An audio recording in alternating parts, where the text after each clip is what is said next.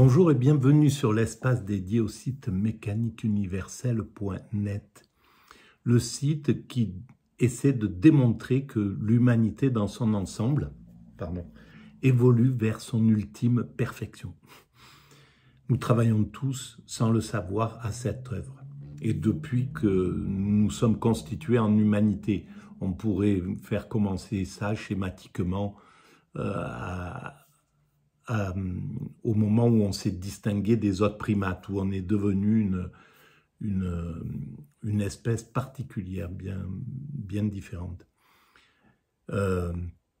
Et donc, je parle de l'humanité dans son ensemble. Donc, à partir de ce moment-là, donc il y a des millions d'années en arrière, les hommes, sans le savoir, les êtres humains ont commencé à travailler, à développer l'humanité dans un sens. Une orientation.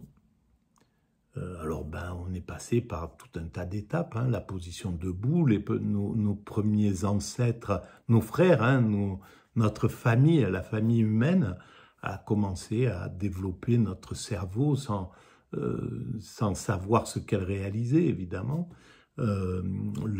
Notre système cardiovasculaire, la position debout, le pouce préhensile, tout un tas de choses comme ça, la vision différente, la perte de la pilosité, c'est notre famille. Mais en réalité, la vie est notre famille, puisqu'on est originaire de la première forme de vie apparue sur cette planète, et qui s'est diversifiée, et qui, en se complexifiant, en évoluant progressivement, est arrivée aux mammifères dits supérieurs et puis à l'homme et la distinction. Et nous, à partir du moment où on s'est mis en évolution, notre évolution est différente. C'est plus une évolution lente et vraiment organique, on pourrait dire. C'est une évolution sociale, une évolution technique, technologique, etc. Alors après, donc, leurs descendants ont appris à cultiver, à s'organiser, à domestiquer des animaux. Enfin bref, on connaît cette histoire. Et nous sommes là, voilà, dans ce que nous appelons l'an 2024, nous sommes posés ici. Et si on trace une ligne entre cette origine et nous, et qu'on prolonge cette ligne dans le futur, selon moi, selon mon analyse, nous atteignons la perfection, c'est-à-dire la sagesse, la paix universelle, un fonctionnement totalement universel, la fin des frontières, la fin du travail sous la forme que nous le connaissons, c'est-à-dire une sorte de semi-esclavage, et puis la fraternité absolue, l'homme qui n'est plus un loup pour l'homme, qui au contraire ne représente plus un danger, ni pour la planète, ni pour lui-même, ni pour ses congénères. Bref, on construit le paradis. Et on l'ignore. Et pour moi, c'est le moment maintenant, on est arrivé à l'ère, chaque fois, dans chaque évolution, il y a des découvertes, des moments où des prises de conscience. L'humanité va prendre conscience d'elle-même, va prendre conscience avec Darwin, de son origine, de son évolution, voilà. Va prendre conscience d'autrui, d'autres civilisations, va prendre conscience de la psychologie, va prendre conscience, etc. Et de son universalité, à un certain moment, de la rotondité de la Terre. C'est des périodes, et puis à chaque fois, il y a une évolution qui s'impose. Et là, celle qui, à mon sens, arrive, c'est justement celle-ci, c'est-à-dire la prise de conscience de ce qu'on construit de façon inconsciente. Et c'est fondamental parce que, à partir du moment où on aura pris conscience qu'on construit tous ensemble, il n'y a pas un être humain qui est extérieur à cet événement. Il est dans le grand fleuve de l'humanité et son travail est aussi important que celui d'un milliardaire ou d'un ingénieur ou d'un philosophe. Voilà. On est tous égaux dans la construction de l'humanité. Tout simplement parce que on donne tous l'entièreté de notre existence. Entre le premier jour où nous arrivons sur cette planète et la fin de notre vie, qu'on dure un jour ou qu'on dure 100 ans ou qu'on dure 120 ans, etc., on a donné la totalité de notre existence à l'évolution humaine. Et même si on dure 1 heure, parce qu'en réalité, on fait le même... Le nourrisson qui décède tôt comme ça, ben il va travailler sa famille, il va travailler la psychologie des gens autour de lui. Il aura fait son œuvre. Donc, on est tous égaux dans le travail de ce qu'on réalise. Et on sait maintenant qu'un éternuement de ce côté-là peut faire une tempête de l'autre côté de la Terre. Donc, l'interdépendance est fondamentale. Voilà. Alors, je reprends le travail que je fais pour éclairer un petit peu ça à partir d'un podcast de François Châtelet sur l'histoire de la raison. C'est l'épisode 12 consacré à Kant. Et donc, je découvre en même temps que j'envoie le podcast, on l'écoute, et puis, voilà, si j'ai des choses à dire, je les dis en fonction. Du coup, le cartésianisme suscite 2 mouvements. Donc on est sur Kant, les Lumières, la raison qui s'impose véritablement à ce moment-là, et qui a un petit peu comme éclaireur, on pourrait dire, Descartes. D'une part, il y a ceux qui prennent très au sérieux les formulations du discours de la méthode. Ne rien admettre pour vrai que je ne le connusse évidemment être tel. Qui veulent passer tout énoncé.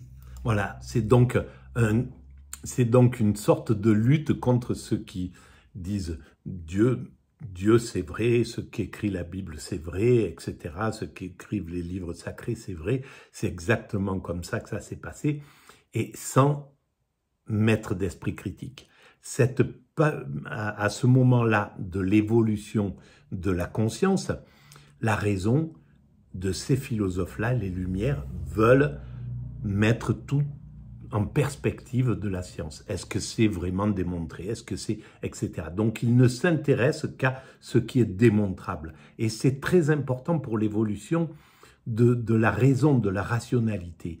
Mais c'est pas la finalité. C'était très important. Il fallait passer par cette période-là pour développer la science de manière profonde, intense, etc., sans être embêté en fait par le religieux qui va dire non, ça ça correspond pas à ce que les livres sacrés ont déjà écrit, donc vous n'avez pas le droit d'écrire ça. Ce qui est arrivé par exemple à Galilée, il a fallu qu'il renie ses propres inventions. Donc là, c'est la science qui a pris le pouvoir sur le religieux, et donc elle développe tout son travail à ce niveau-là. Au crible de la raison, qui refuse tout arbitraire. Ceux-là vont devenir les philosophes empiristes, qui vont soumettre Descartes, en quelque sorte, à ses propres critères, qui vont critiquer le cartésianisme sur les bases de la méthode cartésienne elle-même. Et puis d'autre part, il y aura une espèce de cartésianisme d'école qui produit d'ailleurs des penseurs d'une très grande ampleur, par exemple Spinoza ou Leibniz, mais qui vont faire des découvertes, mais qui ne s'inscrivent pas absolument dans ce courant novateur. Voilà. Mais moi, je le dirais d'une autre manière. Il faut bien penser que ça a été dit, François Châtelet, qui est un conteur extraordinaire, c'est un plaisir d'écouter sa façon de présenter les choses. Mais c'est des audios qui datent des années 70, fin 70. Et donc, Spinoza reste, comme Descartes, sur les deux pans de la pensée, le spirituel et le scientifique. Il veut garder les deux. Les Kant et ceux qui vont se séparer du spirituel, qui vont repousser le spirituel pour rester sur le cartésianisme, en fait, pour être cartésien et ne pas s'échapper de la raison, ils s'intéressent surtout à la science. Mais ils perdent la partie du spirituel qui est importante là.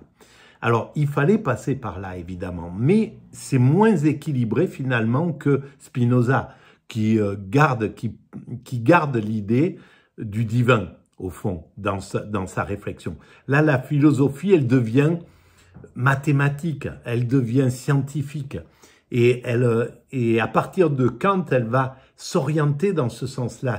Très peu de philosophes vont s'écarter de ce dogme scientifique et vont remettre du spirituel. Peut-être Husserl le fait, ça, justement, de remettre les deux, il me semble. Bon, et puis peut-être d'autres, quelques-uns comme ça, mais la plupart restent dans le matérialisme, les Sartre, etc. Et Sartre, à la fin de sa vie, revient sur le spirituel. Voilà, donc il manque quelque chose. Et là, j'ai lu un truc de Michel Onfray qui parle de Dieu, enfin de la possibilité d'une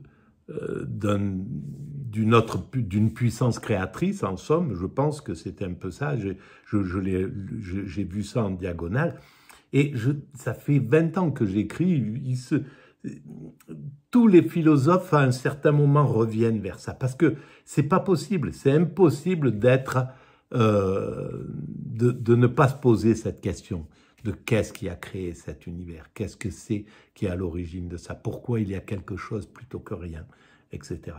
Et donc, les matérialistes forcenés, les athées convaincus, ceux qui essayent de diffuser une philosophie en disant il n'y a rien, il faut être... En vieillissant, ils se rendent compte que c'est pas supportable, cette chose-là. Et la plupart des gens, voilà, vers la fin de leur existence, et quand la mort est là, proche, le spirituel revient au galop. On le voit chez Bernard Tapie. Il a eu une vie sans se préoccuper de ça, et puis la maladie arrivant, c'est le divin qui arrive. Parce que les questions, parce qu'on s'arrête, parce qu'en fait, un Michel Onfray, c'est pas qu'il ne veut pas réfléchir au divin, c'est qu'il n'a pas le temps. Il est dans la vie, il est dans le plaisir, il est dans accueillir tout ce que lui amène son travail, etc. Donc il est que dans le move, il est pas dans... Il peut pas être... Le spirituel, ça demande un recul, ça demande de sortir un peu du monde. Et... c'est parce que c'est quand on peut le faire, mais pour ça, il faut n'être ni bousculé par le système, donc ni être pris en tant qu'icône, enfin, ou icône, ne pas être sollicité par le système qui va vous dire il faut faire une conférence là, il faut aller voyager là-bas, il faut voilà, animer tel truc, avoir du pouvoir, etc. Sentir ce pouvoir, prendre le plaisir qu'amène ce pouvoir, qu'amène cette notoriété, et qui nous enlève complètement de la possibilité de réfléchir dans le spirituel. Alors, quand on réfléchit dans le spirituel, on perd tout le plaisir. Ça, c'est clair. Il n'y a pas... c'est soit le plaisir, soit le spirituel, en gros, soit la réflexion profonde. Mais on peut pas faire les deux. Ils sont très rares, ceux qui peuvent jouir du pouvoir et en même temps de la contemplation, quoi, en gros. Voilà, c'est pas très, ça va pas très bien ensemble. Pour Leibniz, les choses seraient beaucoup plus compliquées, dans la mesure où il fait de très grandes inventions, à la fois dans le domaine biologique, dans le domaine mathématique et dans le domaine technique. Mais, hélas, nous ne pouvons pas parler Leibniz, de tout. Notons simplement best. que le cartésianisme est à l'origine d'un courant qui le critique et qui va c'est ça qui est intéressant. Provoquer l'apparition, au milieu de ce XVIIIe siècle. Descartes, c'est quand même une pointure importante dans l'histoire de la philosophie. D'un penseur de très haute taille, qu'à mon avis, on ne considère pas assez en France, et qui est l'Écossais David Hume.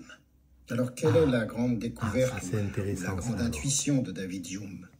D'une part, de reprendre l'idée de John Locke, dont nous avons parlé déjà à propos de la politique, à savoir que toute connaissance vient de l'expérience. Et c'est d'autre part, de constater...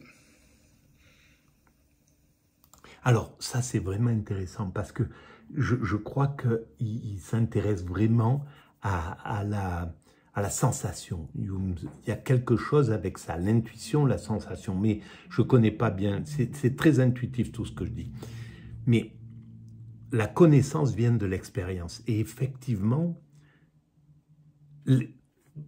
pour moi, la seule connaissance absolue des choses, pour connaître, pour comprendre la vérité de cette création, pour être au contact de la vérité de cette sensation, il n'y a qu'à travers l'extase qu'on ressent la vérité de la sensation. Mais c'est un ressenti, c'est le corps qui comprend la vérité, qui ressent la vérité, qui est en fusion avec la vérité et donc qui comprend organiquement la vérité. L'extase, le nirvana, l'état d'éveil, peu importe comment on appelle cet état subliminal, qui est un état complètement différent de l'état ordinaire. Là, je suis dans un état de conscience ordinaire. Mon corps ressent des choses, mais c'est surtout mon esprit qui pense, qui est là, qui a des projets, qui est tracassé par le passé, qui est tracassé par l'avenir, qui n'est pas dans un état de contemplation et qui cherche à analyser les choses, à développer des idées, des concepts, etc. Et tout ça fait que c'est l'état ordinaire de tout le monde. Voilà, globalement, on est tout le temps dans cet état de conscience ordinaire. Et de temps en temps, accidentellement, on va tomber dans un état d'extase. Moi, ça a été le cas. Ça a duré une semaine et ça a été accidentel. Je me suis retrouvé dans cet état-là. À un certain moment, je ne savais pas du tout ce qui se passait. Je m'en suis rendu compte que quand je suis sorti de cet état, une semaine après, et j'ai commencé à y réfléchir, peut-être un mois après, en me disant, mais qu'est-ce qui m'est arrivé? Dans ce moment-là, je n'avais pas pris conscience du tout de ce qui s'était passé. Et pour l'avoir expérimenté, et c'est vraiment à travers cette expérience que j'ai compris que l'extase, c'est le fondement de c'est tout l'extase. Et c'est pour ça que l'humanité va vers l'extase.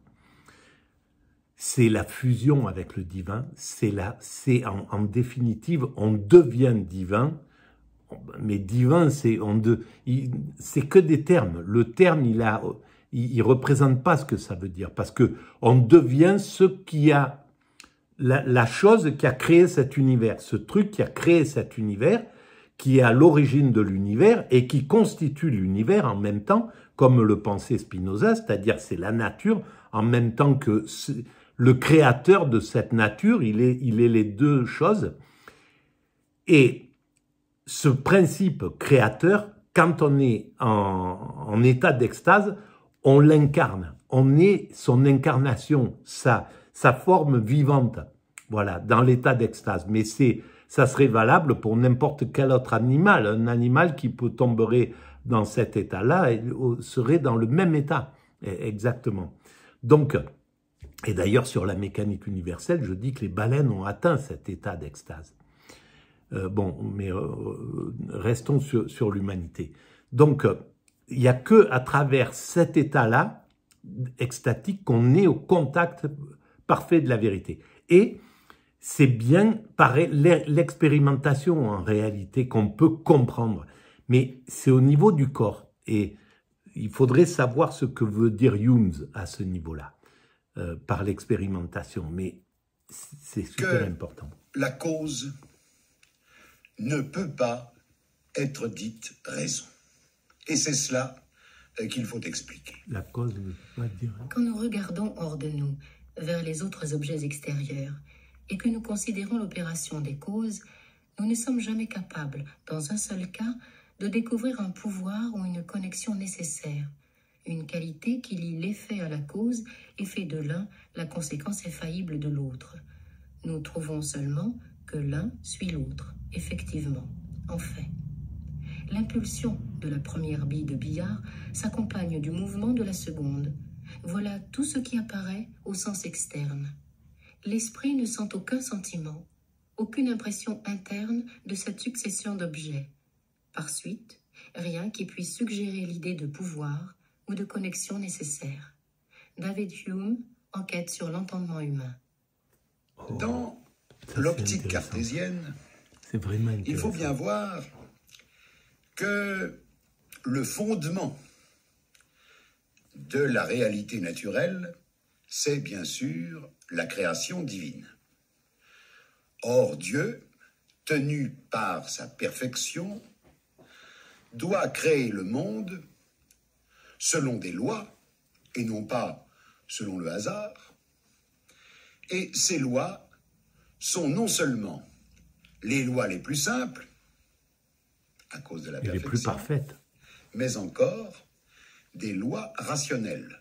Du coup, lorsqu'un savant repère une cause, dans l'énoncé que l'on donne du rapport entre la cause et l'effet, la cause doit figurer aussi comme le principe explicatif de l'effet. Il doit y avoir une relation d'intelligibilité entre la cause et l'effet. C'est en ce sens que dans la pensée cartésienne et dans la pensée scientifique qui lui succède, la cause est toujours vue, conçue en même temps comme raison explicative de l'effet. Or, Hume, avec un esprit critique qui ne s'arrête devant rien, se demande pourquoi la cause est dite raison. Et il pose des questions du genre: en quoi, par exemple, dans l'optique géométrique, est-il plus rationnel que l'angle de réflexion soit égal à l'angle d'incidence? Il serait, dit-il, tout aussi rationnel que l'angle de réflexion soit la moitié de l'angle d'incidence. Et poursuivant sur ce même terrain, il montre qu'en fin de compte, nous appelons cause les antécédents constants que nous repérons au sein de notre expérience, et que par habitude, peu à peu, nous instituons ces causes comme des raisons, mais elles ne sont pas raisons par elles-mêmes. Et ici... Ah, alors, est-ce que j'ai bien compris? Je ne sais pas.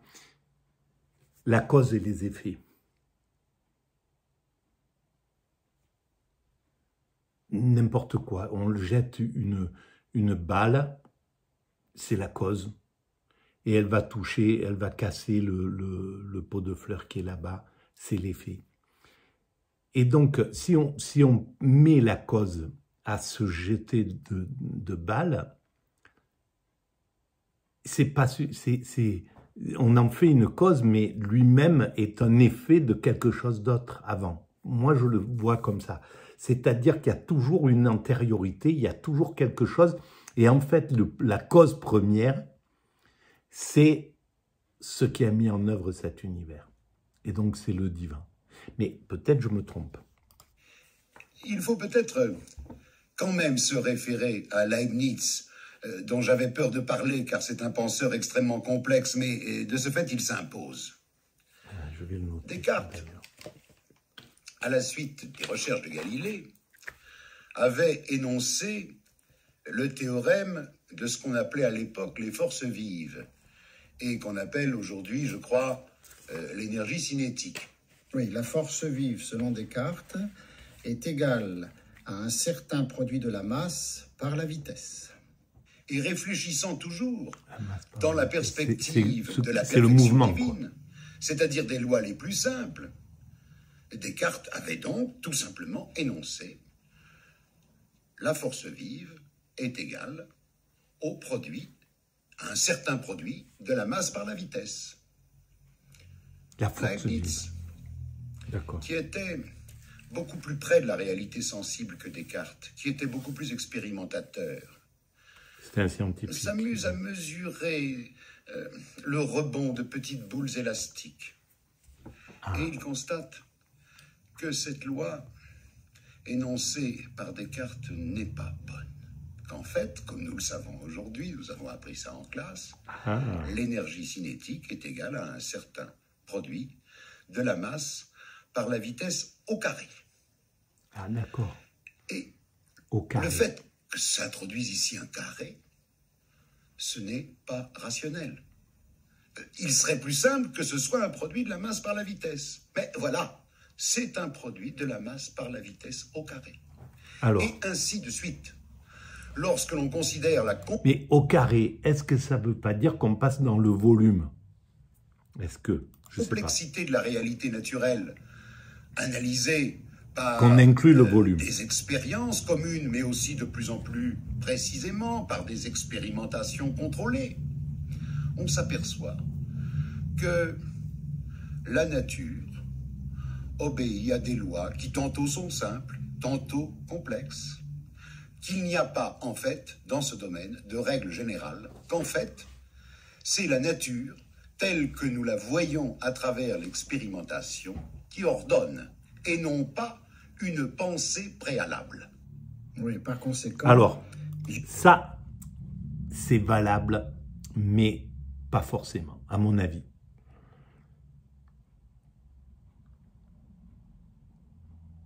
Parce qu'il y a quelque chose de rationnel derrière tout ça. Et là, ce qui peut contredire ça, c'est le fait que tout ce qui se produit est déjà inscrit.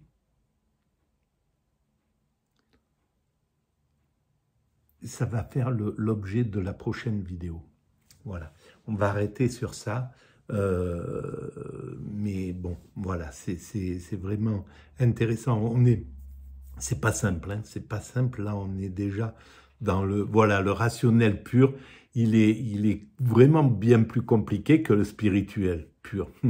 Le spirituel pur, on peut y être facilement dans cette chose-là. Là, quand on rentre au niveau scientifique, le problème, c'est que je crois pas qu'il y ait des vérités scientifiques claires, parce que justement, on voit que en physique, ils cherchent à établir ils disent qu'il reste quelques forces fortes, forces faibles, attraction, etc., etc. Il y a 3 ou 4, 5 ou 6 forces qui font que le monde est ce qu'il est et qu'il tient et que ça marche. Mais les scientifiques cherchent à unifier ces forces encore. On a unifié toutes les autres pour arriver à ces 5 principales, mais dans 100 ans, dans 200 ans, ils auront unifié tout ça. Et ils auront plus que la formule basique qui a créé l'univers et qui sera qui réunira le tout, à mon sens. Hein.